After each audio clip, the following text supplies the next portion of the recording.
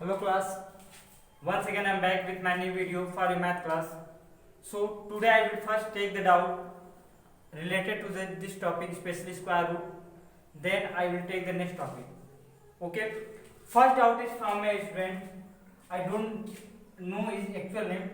He asked me for the square root of 2809. He asked me for the square root of 2809 by prime factorization method.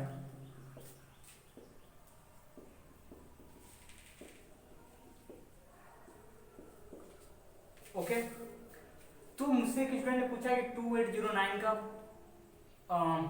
Square root आप बताओ और किससे, prime factorisation method से। तो मैंने यह कहा था कि क्वेश्चन सॉल्व करते वक्त जब प्राइम फैक्टराइजेशन मेथड यूज करते हैं तो हमें एक जगह प्रॉब्लम फेस करनी पड़ती है, और वह हमें प्रॉब्लम कौन देता है? The prime number. जो प्राइम नंबर है वह हमारी सबसे बड़ी प्रॉब्लम है।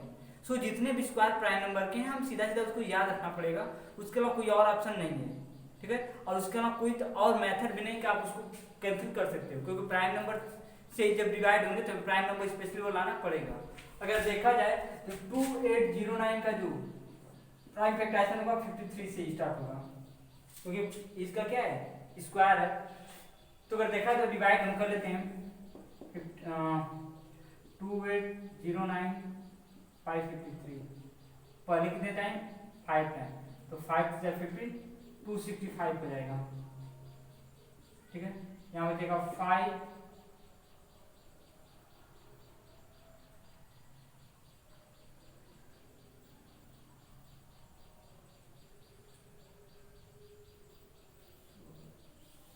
2809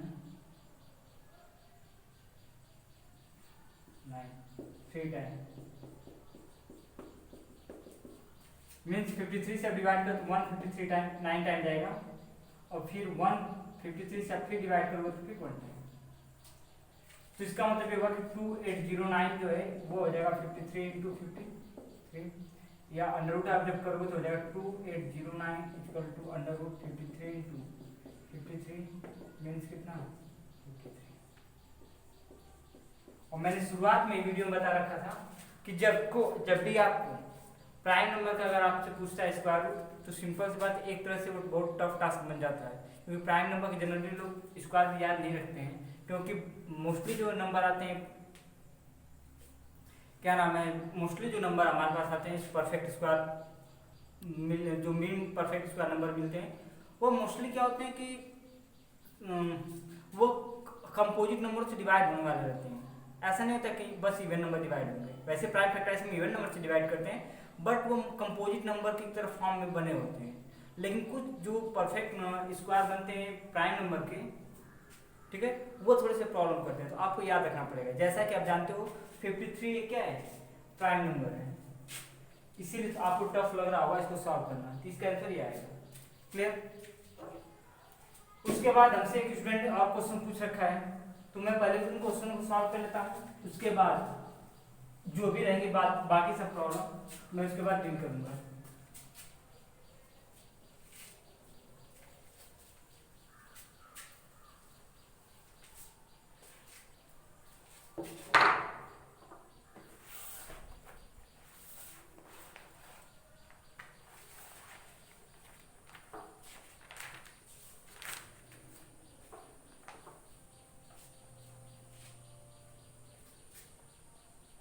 ठीक है, exercise 3B question number 8 7 9 10 I hope. So exercise 3B का क्वेश्चन नंबर 7 9 और 10 डाउट में है, ठीक है। So first of all I am going to take the question number 7। मैं पूरा क्वेश्चन नहीं लिखूंगा, बट क्वेश्चन जो है मैं एक्सप्लेन कर दूंगा, और साथ ही साथ उससे रिलेटेड जो इंपॉर्टेंट टर्म्स होंगे मैं लिख दूंगा, फिर जैसे सॉल्व करना होगा मैं सॉल्व कर दूंगा।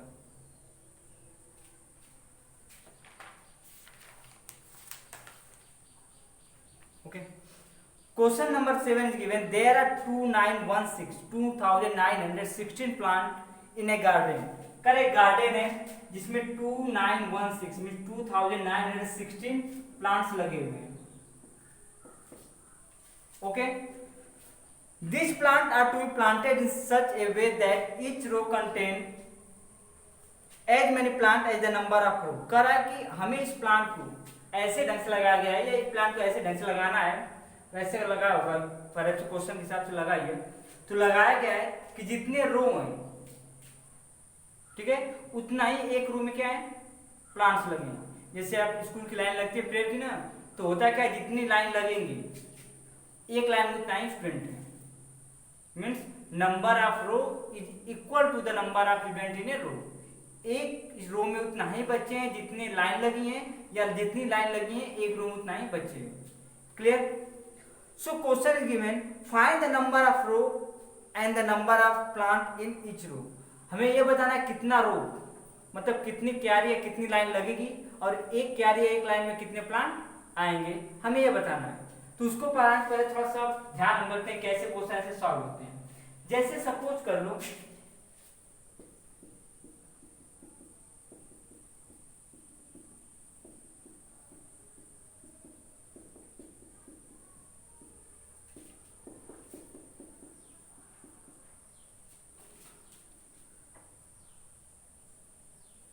क्लियर, तो हमने माना कि जो ये एक्स सिंबल है प्लांट को दिखा रहा है, तो अगर हमें कैलकुलेट करना हो कि कितने इसमें पूरे प्लांट लगे हैं, तो हम क्या करेंगे 1 2 3 4 5 6 7 8 9 10 11 12 ऐसे करते हुए जाएंगे, और करेंगे तो काउंट करोगे तो कितना आएगा 25। लेकिन अगर बहुत सारे प्लांट लगे हों, ये तो सपोज 25 था, अगर 2500 प्लांट हो और ऐसे काउंट करना पड़े तो घंटों टाइम लगेंगे।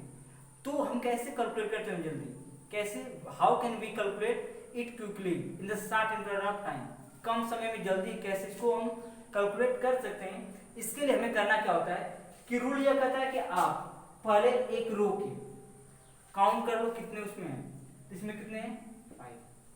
उसके बाद आप किसको काउंट कर लो कितने रो में, एक रो में कितना है और कितने रो में, दोनों काउंट कर लो, और फिर क्या कर दो मल्टीप्लाई, कितना है 25। यह जस्ट उसी तरह है जैसे एरिया निकाली जाती है। एरिया के लिए क्या होता है कि किसी भी क्लोज सरफेस के अंदर जितनी भी किसी भी क्लोज फिगर द्वारा जितनी सरफेस कवर की जाती है वो उसकी एरिया कहलाती है। तो हम क्या करते हैं लेंथ इनटू ब्रेथ कर देते हैं। तो ठीक उसी तरह यहाँ पे होता है कि इसमें और इसमें, ठीक है, इतना लंबा और इतने मतलब इतनी रो इतने कॉलम, ठीक है, यानी एक रो और उसमें इतने लगे हुए प्लांट है, कुछ भी पूरा नंबर निकालना तो कैसे निकालोगे, दोनों को मल्टीप्लाई करते हैं, मींस लेंथ इनटू ब्रेथ, ठीक है। तो 5 × 5, अगर ऐसे की जगह 6 रहता है, इसमें एक मान लो और रहता तो क्या करते हैं सीधा मल्टीप्लाई करते। अब ये 6 हो जाता तो 5 × 6 यानी कितना 30। यह ठीक फंडा लगता है एरिया का। जब भी आपको किसी बाउंडेड रीजन का देता हो और क्या दिया हो, एक तरफ से लेंथ और एक तरफ से ब्रेथ की वैल्यू दिया हो, तो उसके बीच में जो कुछ भी आएगा दोनों के मल्टीप्लाई के बराबर आता है। एरिया यही करती है। ठीक फंडा या उसका यहाँ पर अप्लाई होता है कि किसी भी प्लांट किसी भी फील्ड में रो और कॉलम, ठीक है, कुछ रो हैं, ठीक है, ठीक है, और कुछ रो हैं और हर एक रो में कुछ लगे हुए हैं, लेकिन कंडीशन है कि हर एक रो में बराबर बराबर लगे हैं। ऐसे कंडीशन में अगर कैलकुलेशन करें पूरा टोटल कितने लगे हुए हैं तो रो को कॉलम साथ मल्टीप्लाई कर दो, यानी कितने रो हैं और एक रो में कितना है, दोनों को मल्टीप्लाई आप कर दोगे तो वैल्यू आ जाएगी, ठीक है। अब थोड़ा सा बेसिक पॉइंट समझो क्या है इसका। हम सपोज करते जो गार्डन है,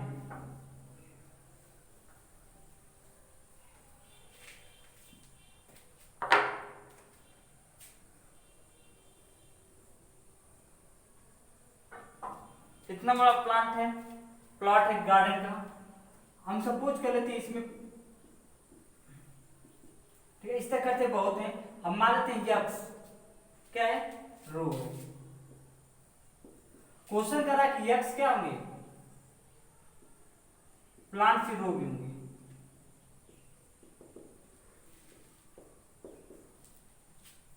ठीक है। हमने माना कि एक्स रो बने हुए हैं क्योंकि हमें नहीं पता कितने रो हैं और नहीं पता कि एक रो में कितने प्लांट हैं, तो हम सपोज कर लेते हैं let the number of row be X. अगर मान लेते हैं कि नंबर ऑफ रो क्या है एक्स है,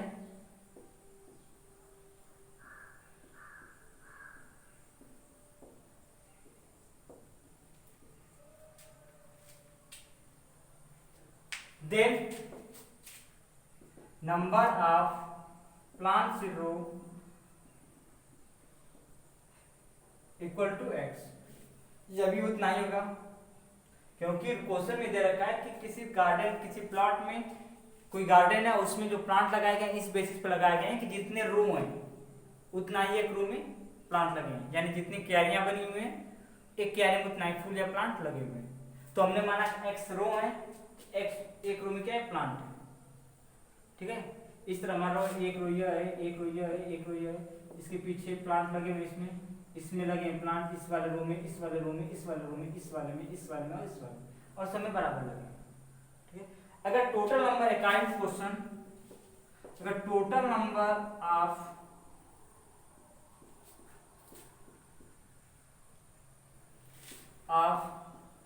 प्लांट्स में कैलकुलेट करूं तो हो जाएगा x इंटू एक्स। जैसा कि मैंने बताया अगर 5 इधर हो 5 उधर हो तो टोटल नंबर काउंट करने से बेटर कि मल्टीप्लाई कर दो।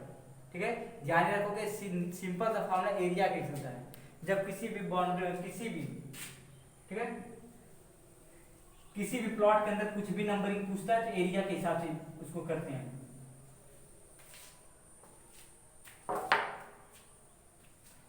x इंटू एक्स, और हम जानते हैं कितना रहेगा एक्स स्क्वायर, और हम जानते हैं कि नंबर ऑफ प्लांट कितने हैं 2916।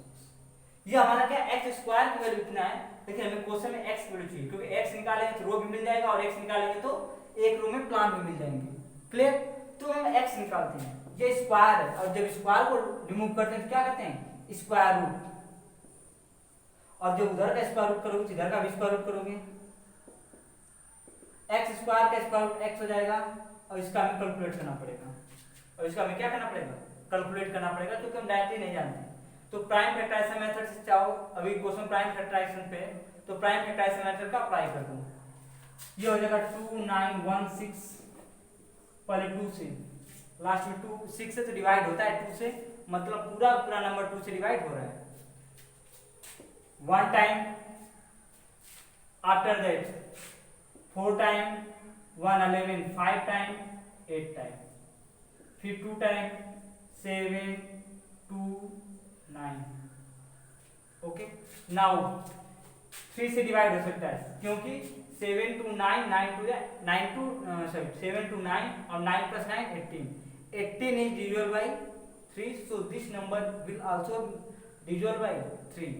अब इसको आप करोगे तो फर्स्ट टाइम में डिवाइड होगा 2 टाइम, ठीक है, फिर 4 टाइम, फिर 3 टाइम, फिर आप 3 से डिवाइड कर दो 81, फिर 3 से डिवाइड करो 27, फिर 3 से डिवाइड करो 9, फिर 3 से 3 से, तो इसको मैं लिखता हूं तो ये हमारा हो जाएगा क्या under root 2 into 2 into 3 into 3 into 3 into 3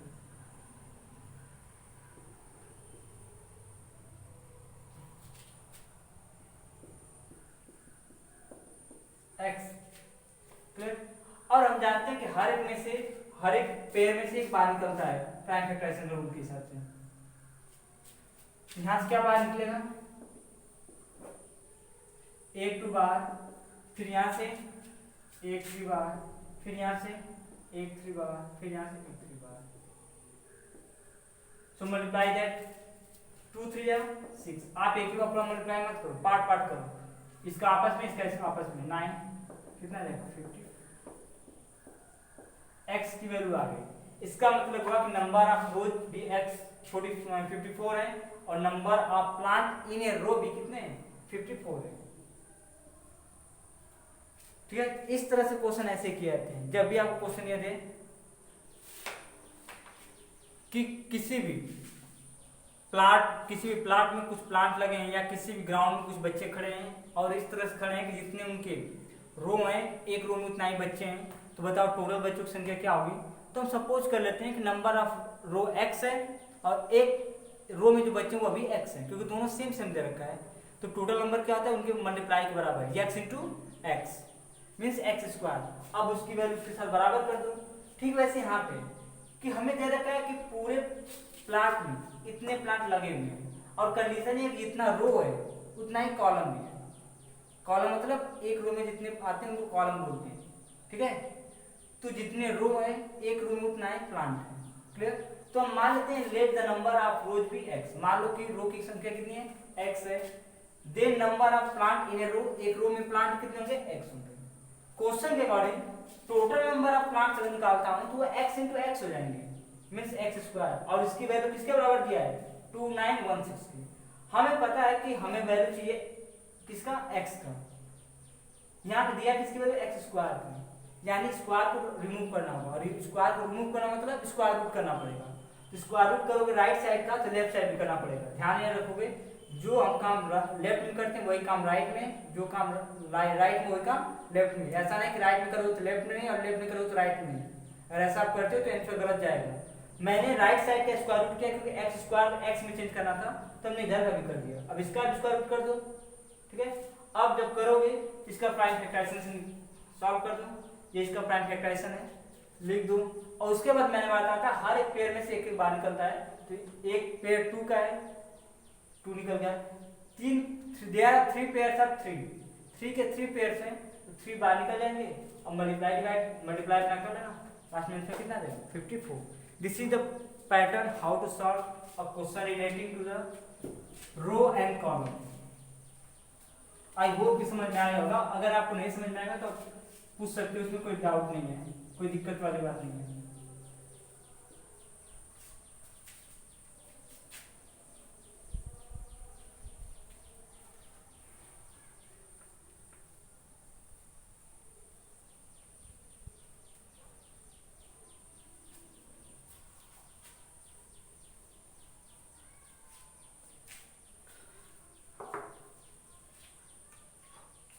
ठीक लगे यार, मैं क्वेश्चन नंबर 8 भी बता देता हूँ, थोड़ा सा वो टफ है लेकिन कर सकते हो आराम से, there is no problem at all. ठीक है, question number 8 is given a rectangular field whose length is twice its breadth has its area 11,858 metre square. कह रहा है कि एक रेक्टेंगुलर फील्ड है, तो रेक्टेंगुलर फील्ड का मतलब क्या होगा कि उसके जो अल्टरनेट साइड होंगे वो अलग अलग डायमेंशन के होंगे, यानी उसकी एक साइड आमने सामने बराबर और ये दोनों अलग अलग साइज के होंगे। ये एक साइज के और ये दोनों सेम होंगे बट इनके तुलना में अलग होंगे। इसको हम लेंथ बोलते हैं, इसको क्या बोलते हैं, ठीक है। सो क्वेश्चन दे रखा है rectangular field whose length is twice its breadth. एक रेक्टेंगुलर फील्ड की जो लेंथ है वो उसके ब्रेथ का दुगुना है। ट्वाइस मतलब क्या, 2 टाइम्स, 2 गुना है। इसका मतलब हुआ कि अगर ब्रेथ जितना भी रहेगा, ठीक है, ब्रेथ जितना भी रहेगा लेंथ उसका कितना होगा 2 टाइम होगा, लेंथ उसका कितना होगा 2 टाइम होगा। क्लियर? तो अगर ब्रेथ को न तो लेंथ दिया हमारे पास, तो ब्रेथ दिया है, तो ऐसे कंडीशन में हम सपोज करते हैं तो हम क्वेश्चन आता है सपोज करें किसको। वैसे तो नॉर्मली हम दोनों को सपोज कर सकते हैं, लेकिन तुम्हारे लेवल के हिसाब से अकॉर्डिंग टू योर लेवल हमें सपोज करने का एक पैटर्न फॉलो करना पड़ता है। हायर क्लास में आओगे तो तुम्हें किसी को कुछ भी कैसे भी करोगे सपोज, तो बाद में समझ जाते नहीं किसके साथ कैसे हमें डील करना होता है। बट नॉर्मली क्लास में लोअर वाले में थोड़ा प्रॉब्लम फेस करनी होती है, जबकि हमें ऐसे टॉपिक पहली बार या दूसरी बार या कुछ ही बार देखने को मिले हो। सो क्वेश्चन ये दिया कि जो लेंथ है वो ब्रेथ का 2 टाइम है, तो इसका मतलब हुआ कि हमें किसको सपोज करना होगा, ब्रेथ को, क्योंकि ब्रेथ जितना भी होगा उसका 2 टाइम लेंथ होगा। तो हम सपोज कर लेते हैं लेट, क्वेश्चन में it is let breadth be X, then length equal to 2x। Breadth जितना भी होगा लेंथ उसका 2 टाइम होगा, 2 इंटू एक्स। इतना तो नाम समझ सकते हो, 7 और 6 में पढ़े हो अलजेब्रा। तो अब क्वेश्चन का इट्स एरिया है जो 11,858 मीटर स्क्वायर।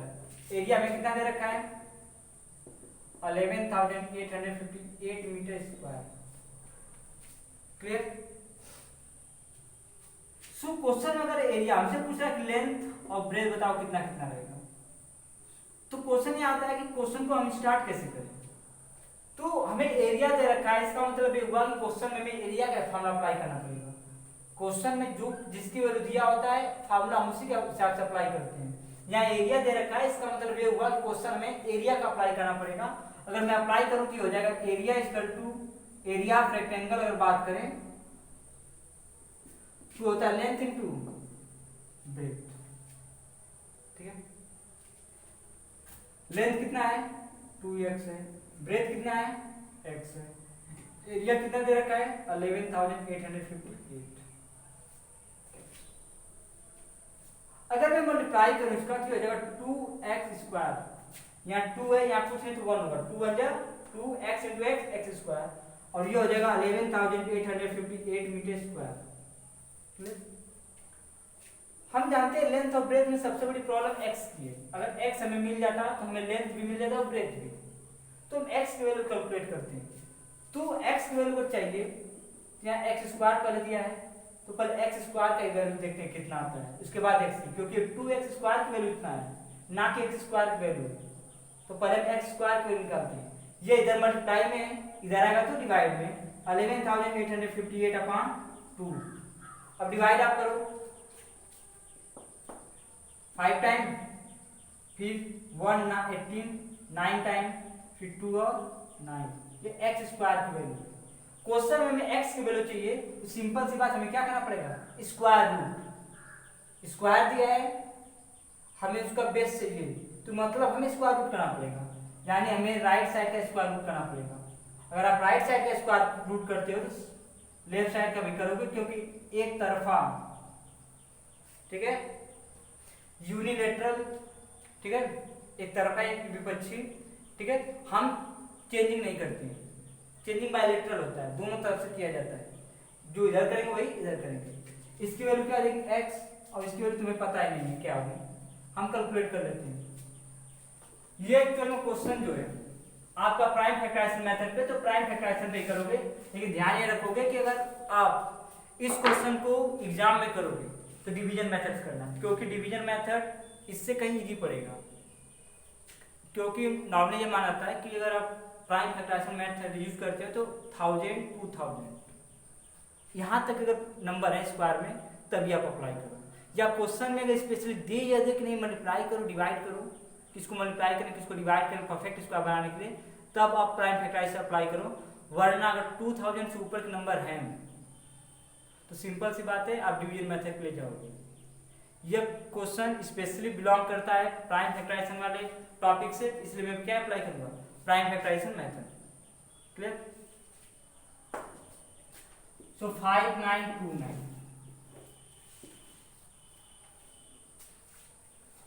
अब 2 से तो डिवाइड होगा नहीं, क्योंकि लास्ट में ऑलरेडी क्या है 9। अब 3 से चेक करते हैं तो ऐड करो, 5 9 14 2 14 और 2 16 और 9 25, मतलब 3 भी डिवाइड नहीं करेगा, 2 नहीं डिवाइड किया तो 4 भी डिवाइड नहीं करेगा, लास्ट में 9 है तो 5 भी डिवाइड नहीं करेगा। क्लियर? अब आफ्टर दैट अगर देखा जाए तो 6 डिवाइड नहीं करेगा, 3 और 2 डिवाइड नहीं करते तो 6 भी डिवाइड नहीं करेगा। 7 से एक बार चेक कर लेते हैं, 7 से आप डिवाइड करोगे तो पहले डिवाइड होगा 8 टाइम 32, 4 टाइम, फिर 30, फिर 49 टाइम। आई होप कितना टाइम कटे, हो जाएगा 7 से। 7 से आप करो तो 7 8 जा 56, 8 टाइम डिवाइड हुआ, 3 रिमाइंडर 32, 4 टाइम 4 रिमाइंडर 49, 7 टाइम। अगर 7 से एक बार कटा तो 7 से दूसरी बार भी कटना चाहिए। ठीक है, आप करो एक बार 1 टाइम, फिर 2 टाइम और फिर 1 टाइम।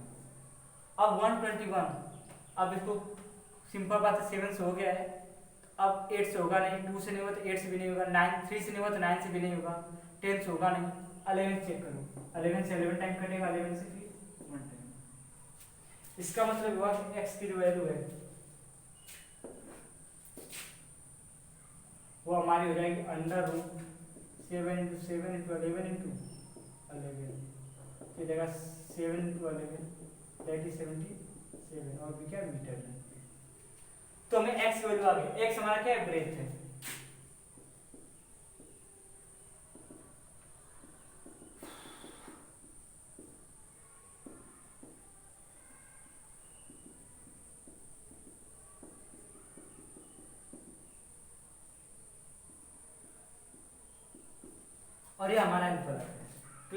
सो क्वेश्चन में हमें ये दे रखा था कि किसी भी रेक्टेंगुलर प्लॉट की जो ब्रेथ है वो उसके लेंथ जो लेंथ है उसके ब्रेथ का 2 टाइम है और एरिया आता है 11,858। क्लियर। हमसे करा बताओ डायमेंशन क्या होगा। तो पहले तो हमें ना तो लेंथ दे रखा है तो ब्रेथ दे रखा है, तो हम डायमेंशन किस हिसाब से सॉल्व करें। तो हमें क्वेश्चन में दे रखा है कि जो लेंथ और ब्रेथ का 2 टाइम है, तो हम एक तरह सपोज पे चलते हैं कि ब्रेथ जो है जितना भी होगा उसका 2 टाइम करेंगे तो लेंथ आ जाएगा। तो हमने माना कि ब्रेथ क्या है x है, तो क्वेश्चन के अकॉर्डिंग लेंथ कितना देगा 2x और एरिया दे रखा है। तो क्वेश्चन आता है कि इसको आगे प्रोसीड कैसे करें। तो हमें दे रखा है एरिया, तो स्टार्ट करते हैं एरिया के हिसाब से। Area rectangle length into breadth है, लेंथ कितना है 2x, ब्रेथ कितना है x, एरिया कितना है 11,858। ध्यान ये रखो कि जो चीज जहां दिया होता है उसको वहीं लिखते हैं, अपने मन से इधर उधर मत कर देना, ठीक है, नहीं तो आसान क्वेश्चन भी टफ हो जाते हैं।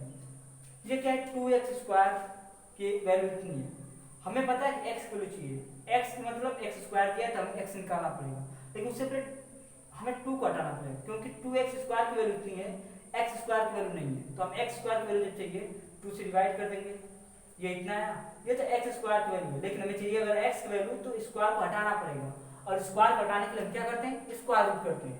राइट साइड का स्क्वायर करोगे स्क्वायर रूट करोगे तो लेफ्ट साइड का भी करना पड़ेगा। जब आप करोगे तो x square under x square की वैल्यू इतनी है और x स्क्वायर के अंडर x स्क्वायर का रूट करोगे x आएगा।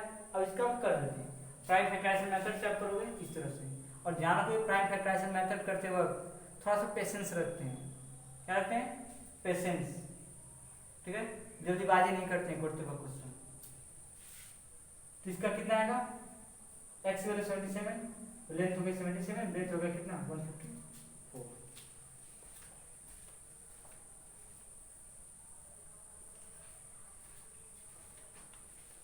ओके गाइस, सो आज का वीडियो बस इतना ही के लिए, क्योंकि ज़्यादा लंबा वीडियो हो जाएगा तो आपको देखने में बोरियत फील होती है, थोड़ा सा हम लोग को भी प्रॉब्लम होता है क्योंकि अपलोड करने में MB हम लोग का ज़्यादा जाता है, टाइम वेस्ट थोड़ा सा होता है, कई प्रॉब्लम फेस करते हैं हम लोग। क्लियर।